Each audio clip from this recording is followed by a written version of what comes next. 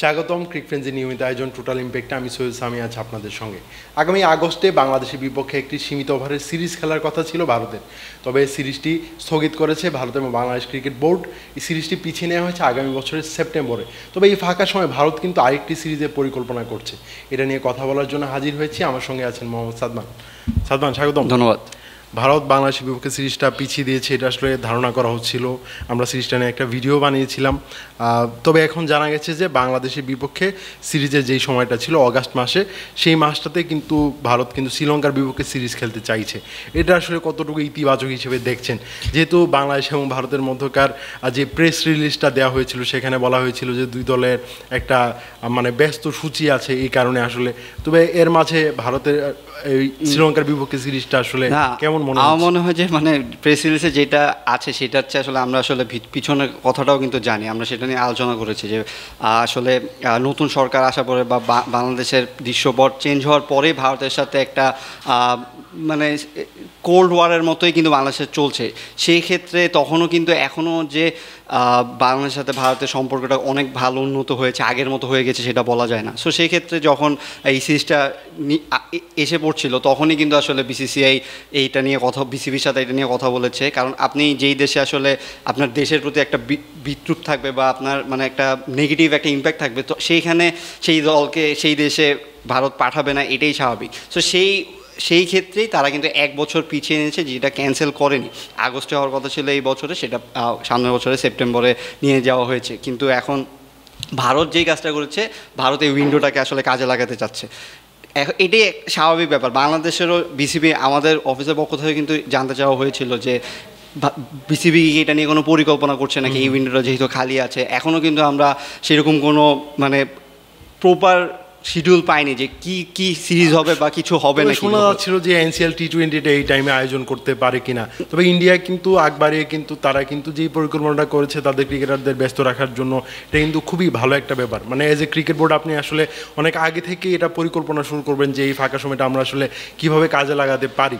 কিন্তু ভারত এখানে আসলে ইন্ডিয়া এমন একটা টিম, সেইখানে ইন্ডিয়া যদি কারোর সাথে খেলতে চায় সেই বোর্ডটা অবভিয়াসলি যাবে সেই টিমের সাথে খেলতে। কারণ এখানে ব্যবসায়িক দিকটাও আপনার দেখতে হবে, সব দিক থেকে লাভ রয়েছে, ব্রডকাস্টারদের লাভ রয়েছে। সো সেইখানে আপনি যদি উইন্ডো ফাঁকা পান এবং আপনাকে যদি অফার করে ইন্ডিয়া যে খেলবে নাকি, সেই দলটা অবশ্যই চেষ্টা করবে যে সেখানে অ্যারেঞ্জ করার জন্য। ভারত যদি সেটা কাজে লাগাতে চায় সেটাই কিন্তু স্বাভাবিক ব্যাপার। কারণ আপনি সামনের বছর যেহেতু ওয়ার্ল্ড কাপ রয়েছে, সেক্ষেত্রে কোনো উইন্ডোই আপনি এতদিনের বড় 3টা ওডিআই 3টা টি20 সিরিজ খেলবেন, সেক্ষেত্রে সেই জিনিসটা কিন্তু আপনি চাবেন না যে জিনিসটা লস হোক। বাংলাদেশের সাথে বাংলাদেশের বেটার অপশান কিন্তু তারা এখন পেয়েছে। শ্রীলঙ্কার সাথে যদি খেলে, শ্রীলঙ্কাও কিন্তু ওয়ার্ল্ড কাপের প্রিপারেশন হিসেবে এই সিরিজটা নিতে পারে। বাংলাদেশের সাথে শ্রীলঙ্কার সিরিজ হচ্ছিল, সেটা কিন্তু আমরা গতকালকেই আসলে ওয়ানডে সিরিজটা হেরে গিয়েছি, সামনে টি20 সিরিজ রয়েছে। তবে আমাদের দর্শকরা একটু কনফিউশনে পড়তে পারেন, যেহেতু মানে জুলাই আগস্টে শ্রীলঙ্কার এলপিএলটা হয়, সেই সময়টাতে আসলে এই দুই দল সিরিজটা কীভাবে খেলবে। দর্শকদের জানানোর স্বার্থে যে এবারে এলপিএলটা কিন্তু কিছুটা পিছিয়ে আয়োজন করার একটা প্ল্যান করছে শ্রীলঙ্কা ক্রিকেট বোর্ড। সো এই আগস্ট মাসটা কিন্তু একদম ফাঁকাই রয়েছে। যদি শ্রীলঙ্কা যদি ভারতের বিপক্ষে সিরিজটা খেলতে না পারতো, হয়তো বা অন্য কোনো দেশকে তারা আসলে এই টাইমটাতে আমন্ত্রণ জানাতো। বিশ্বকাপের আগে আপনি আসলে কোনোভাবেই চাইবেন না যে একটা ফাঁকা উইন্ডো থাকুক, ক্রিকেটাররা ব্যস্ত না থাকুক, এটার জন্য আর কি। তবে এখন আসলে দেখার বিষয় বাংলাদেশ আসলে কতটা এই ফাঁকা সময়টা আসলে কাজে লাগায়। আপনি ডোমেস্টিক একটা টুর্নামেন্টও শুরু করতে পারেন বা ইন্টারন্যাশনালি অন্য যেই দলগুলো আছে যারা আসলে ফাঁকা সময় আছে এই সময়টাতে, তাদেরকে আসলে আমন্ত্রণ জানাতে পারে। তবে আমাদের ব্যস্ত হওয়া কিন্তু চলবেই। শ্রীলঙ্কা সিরিজের পর আমরা পাকিস্তানের বিপক্ষে কিন্তু আরেকটা সিরিজ খেলতে চলেছি। এর মধ্যে কিন্তু পাকিস্তান কিন্তু টি20 দলটা ঘোষণা করে দিয়েছে, সেখানে কিন্তু পাকিস্তানের পঞ্চপাণ্ডব নেই। এই পাকিস্তানের দলটা আসলে কেমন হয়েছে আপনার মনে হয়?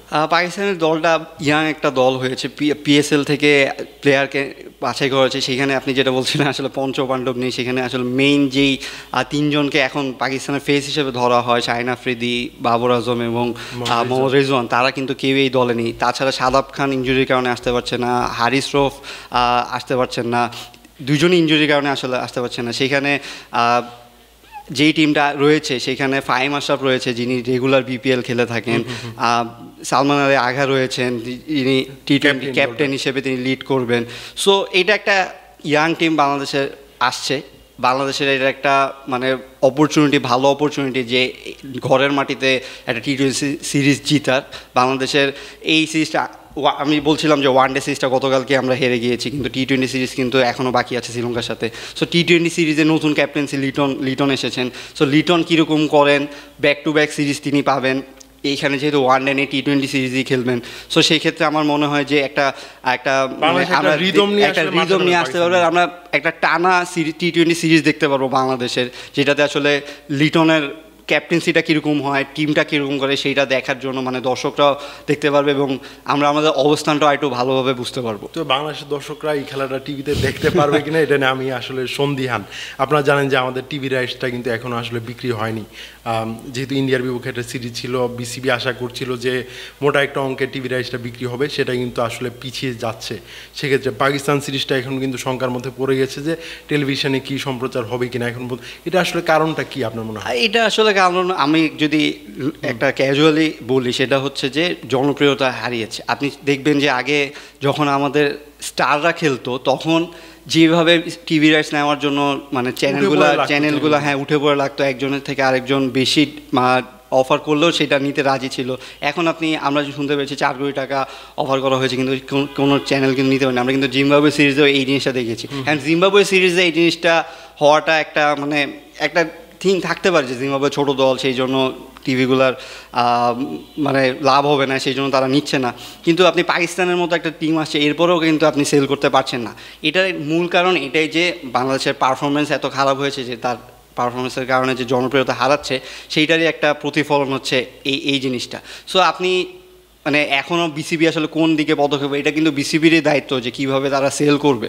এখন বাংলাদেশ টিমের আসলে যদি এই যে জয় আসে, আপনি যদি দেখেন যে শ্রীলঙ্কার সাথে ভালো খেলছে, ভালো পারফরমেন্স হচ্ছে, তখন হয়তো শেষ মুহূর্তে এসে আমরা কোনো চ্যানেলকে দেখবো, না হলে হয়তো আমরা এইরকম সংখ্যা আবার পড়তে পারি যে হয়তো বিটিভি ফ্রিতে খেলা দেখাবে। সো সেই ক্ষেত্রে আমার মনে হয় যে বাংলাদেশের পারফরমেন্স ওভারঅল ভালো করতে হবে। বিসিবিরও এইদিকে আসলে বিজনেস সাইডগুলো দেখতে হবে। আপনি একদিকে আমরা ইন্ডিয়া নিয়ে কথা বলছি, যেখানে ইন্ডিয়া টিভি রাইটসের জন্য মানে অন্য টিমগুলো পাগল হয়ে থাকে যে ইন্ডিয়ার সাথে একটা সিরিজ খেলবো, যে যাতে আমাদের ব্রডকাস্টিং ইয়াটা অনেক ভ্যালুটা আরও বেড়ে যায়, হ্যাঁ একটা সেলেবল হয়। সেইখানে আমরা কিছুই পাচ্ছি না, নিজের হোম গ্রাউন্ডে খেলা, সেইটার জন্য আমরা একটা চ্যানেলের পাচ্ছি না। সো এই যে তারতম্যটা আপনি সেটাতেই আসলে বুঝতে পারবেন যে আমরা কোন পর্যায়ে আছি এখন। তবে আমার মনে হয় এটার একটা সলিউশন কিন্তু বিসিবির হাতে ছিল, যে আমাদের এর আগের যে বোর্ড ছিল নজরুল হাসান পাপনের, তারা কিন্তু প্ল্যান করেছিলেন যে একটা বিসিবি টেলিভিশন আনা, যেখানে আসলে বাংলাদেশের খেলাগুলো ব্রডকাস্ট করা হবে। বাংলাদেশের ক্রিকেটে ধরেন ডোমেস্টিক ক্রিকেটও অনেক সময় কিন্তু টিভি রাইটসের কারণে কিন্তু অনেকে সম্প্রচার করেন, তো সাম্প্রতিক সময় কিন্তু হচ্ছে। তবে বিসিবি টেলিভিশনটা আসলে এগুলো নিয়ে আসলে আপনার চিন্তা করতে হতো না। টিভি রাইটসটা বিক্রি না হলেও বিসিবি কিন্তু একটা জিনিস হ্যান্ডস্টিউ করতে পারতো যে টেলিভিশনে খেলা দেখা যাবে অন্তত বিসিবির টেলিভিশনে।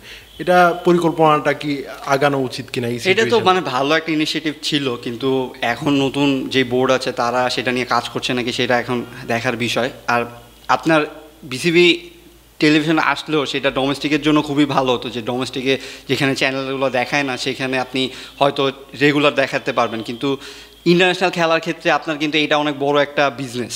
আপনার যদি টিভি রাইটসটা সেল করতে পারেন, বিসিবির কিন্তু এখানে অনেক লাভ, কিন্তু নিজেরা যদি দেখান সেখানে সেক্ষেত্রে কিন্তু লাভ নেই। কিন্তু চ্যানেলটা আসাটা খুব জরুরি। আপনি দেখবেন বিসিসিআই টিভি রয়েছে বা ফুটবল টিমের অনেকগুলা টিভি রয়েছে নিজস্ব, যারা রেগুলার আপনি এরকম পপুলার ধরতে পারলে রিয়াল মাদ্রিদ টেলিভিশনটা কিন্তু খুবই জনপ্রিয়। তারা কিন্তু নিজেদের খেলার পাশাপাশি ম্যাচের আগে কিন্তু বিভিন্ন অ্যানালাইসিস করে, এগুলো আসলে খুবই গুরুত্বপূর্ণ। সো এই জিনিসটা আসলে থাকাটা খুবই জরুরি। এত বছর হয়ে গেছে আমরা টেস্ট স্ট্যাটাস পেয়েছি, বা এত বছর 25 বছর ধরে আমরা বোর্ড চালাচ্ছি, সেক্ষেত্রে এই জিনিসটা থাকাটা স্বাভাবিক ছিল। এখন আসলে দেখা যাক কি হয়, কিন্তু আমার মনে হয় যে এইটার সাথে এই জিনিসটা আসলে মিলালে হবে না, দুইটা আলাদা প্রজেক্ট। আপনি সিরিজ বাই সিরিজ যে আমরা টিভি রাইটস লুজ করছি, এটা কিন্তু একটা শঙ্কার বিষয়। ধন্যবাদ স্যার আমাদের সময় দেওয়ার জন্য। দর্শক, ক্রিক ফ্রেন্ডের নিয়মিত আয়োজনে আমাদের সঙ্গে থাকার জন্য ধন্যবাদ। পরবর্তী কোনো পর্বে অন্য কোনো বিষয় নিয়ে আবার কথা বলবো, সে পর্যন্ত আমাদের সঙ্গে থাকুন।